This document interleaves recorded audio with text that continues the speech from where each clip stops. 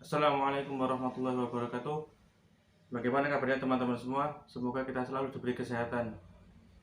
Nah, pada video kali ini kita akan membahas materi tentang menghindari pergaulan bebas. Masa remaja merupakan usia yang rawan dalam berbagai hal, khususnya dalam pergaulan. Nah, kemajuan teknologi mengakibatkan meluasnya pergaulan yang jauh bisa menjadi sangat dekat. Maka dari itu, kita perlu berhati-hati sebagai anak muda dalam bergaul, karena kita bisa saja sangat mudah terbawa oleh teman-teman kita dalam melakukan berbagai kesalahan. Maka dari itu perlu berhati-hati, dan mari kita bahas lebih mendalam lagi pada video kali ini.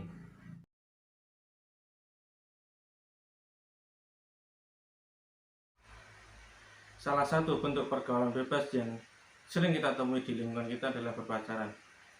Nah, pada awal tahun ini kita dikejutkan dengan berita yang kurang mengenakan, dengan berita yang kita harapkan itu tidak terjadi, yaitu di suatu daerah ada banyak anak yang mengajukan dispensasi nikah karena telah hamil duluan di luar nikah. Bahkan mereka itu masih sekolah. Tentunya itu sangat disayangkan. Dan kenapa itu bisa terjadi? Tentunya karena diawali dengan pacaran tadi. Pacaran sudah seperti dianggap sebagai hal yang biasa di lingkungan kita, karena banyak siaran televisi, konten media sosial yang menunjukkan adegan-adegan berpacaran. Tentunya seharusnya itu tidak menjadi tontonan publik, karena pacaran tidak boleh dilakukan di dalam Islam.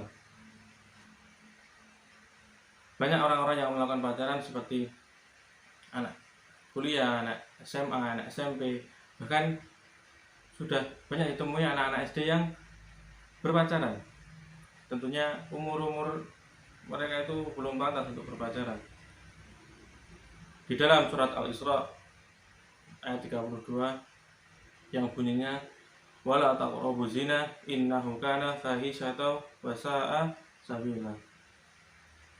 Dan jangan kamu mendekati zina. Sungguh zina itu adalah perbuatan yang keji dan suatu jalan yang buruk. Dari ayat tersebut sudah sangat jelas. Dan janganlah kamu mendekati zina. Mendekati saja tidak boleh, apalagi sampai kita melakukannya. Nah, pacaran tersebut adalah salah satu pintu menuju zina. Jadi janganlah kalian mendekatinya, karena pacaran yang bermulai dari chattingan, berlanjut ketemuan, dan berlanjut dengan adegan-adegan yang tentunya tidak boleh dilakukan sebelum menikah. Nah, banyak dari teman-teman yang beralasan dengan pacaran syar'i. Tentunya itu tidak ada. Pacaran yang mengingatkan kebaikan, pacaran yang mengingatkan sholat, membangunkan untuk tahajud, itu tidak ada, karena pacaran-pacaran itu tentunya dihiasi dengan nafsu, dihiasi dengan tipu daya setan, seperti kata iblis, karena engkau Tuhanku telah memutuskan bahwa aku sesat, aku akan jadikan kejahatan, kemaksiatan terasa indah bagi manusia di bumi, dan aku akan menyesatkan mereka semuanya, yang terdapat dalam surat Al-Hijr ayat 39. Jadi iblis sudah berjanji, sudah berkata kepada Allah bahwa mereka akan menyesatkan manusia dan akan menjadikan kemaksiatan begitu terasa nikmat, terasa indah bagi manusia di bumi. Jadi mereka membuat manusia itu melakukan kemaksiatan dan berbangga dan merasa kemaksiatan itu terasa benar, seperti dengan pacaran syar'i tadi. Tentunya tidak ada dan tidak boleh. Yang ada adalah pacaran setelah menikah. Nah, bagaimana pendapat teman-teman semua mengenai fenomena yang sering terjadi di lingkungan kita dan berita tadi? Nah, sekarang kita lanjut mengenai hal-hal yang bisa memicu seseorang untuk melakukan zina. Yang pertama adalah melihat aurat. Melihat aurat bisa secara langsung dan tidak langsung.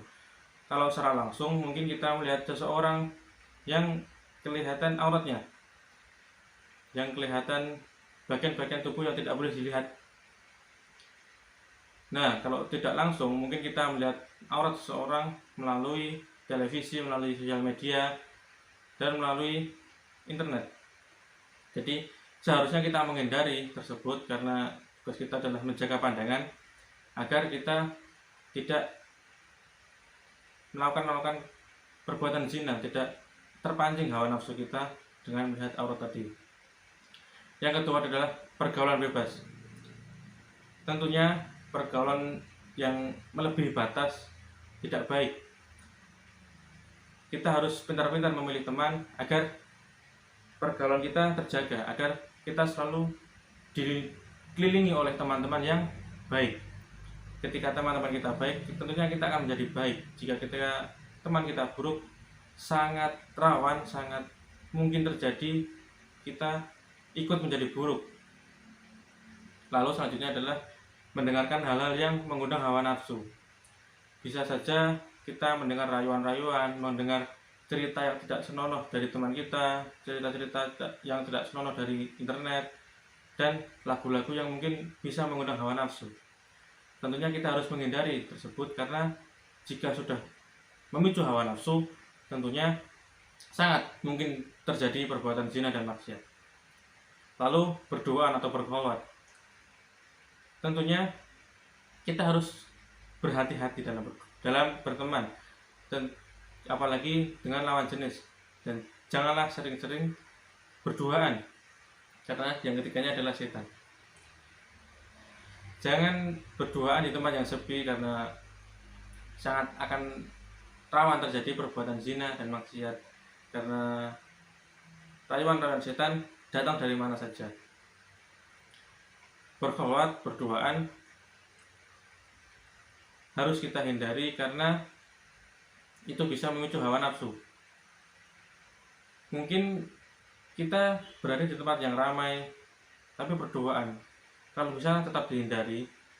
Dan bisa saja kita berduaan tetapi kita bisik-bisik dalam berbicara dengan lawan jenis kita. Tentunya itu juga harus dihindari karena itu bisa memicu hawa nafsu dan berkhawat.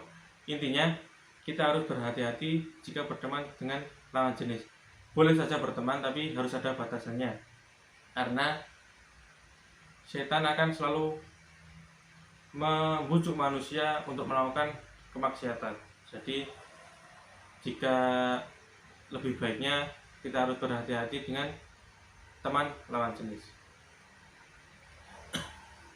Nah, lalu bagaimana untuk solusi bagi orang-orang yang jatuh cinta? Karena anak-anak muda itu sangat peka terhadap cinta, sangat mudah jatuh hati.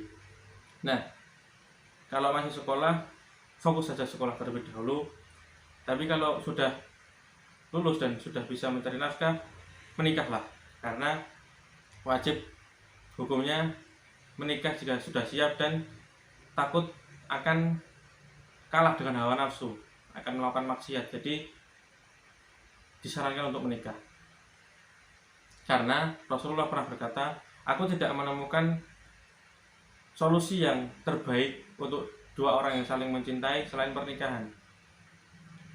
Nah, maka dari itu, jika memang sudah siap dan takut akan terjadi kemaksiatan, akan terjadi perbuatan zina, tentunya lebih baik menikah.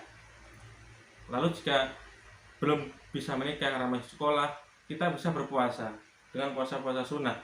Karena ketika kita berpuasa, selain kita dianjurkan untuk menahan lapar dan dahaga, kita juga harus menahan hawa nafsu. Jadi kita akan melatih hawa nafsu kita, menahannya dan tidak melakukan kemaksiatan tersebut. Maka dari itu, solusi untuk anak-anak muda jika belum mampu untuk menikah, belum siap untuk menikah, berpuasalah. Karena dengan berpuasa kita akan terlatih untuk menahan hawa nafsu. Nah, apa yang dapat kita simpulkan? Yang pertama adalah masa-masa remaja ini masa-masa yang sangat rawan akan terjadinya pergaulan bebas. Maka dari itu berhati-hati dalam bergaul, karena dengan kemajuan teknologi ini kita sangat mudah dan sangat luas melakukan pergaulan. Kita dalam berteman, dalam berinteraksi dengan orang-orang di sekitar. Lalu ada berbagai macam hal yang dapat memicu untuk melakukan perbuatan maksiat, seperti yang sudah saya jelaskan tadi, dengan berduaan atau berkhawat, pergaulan bebas, mendengarkan hal-hal yang tidak senonoh, dan melihat aurat. Nah, ada sedikit motivasi dari saya. Cinta itu datangnya dari ilahi Robbi. Tidak mungkin Allah mengaritkan cinta yang menyebabkan hambanya melakukan dosa. Dan cinta itu seperti ibaratkan segitiga dan Allah berada di puncaknya dan kita ada di bawah.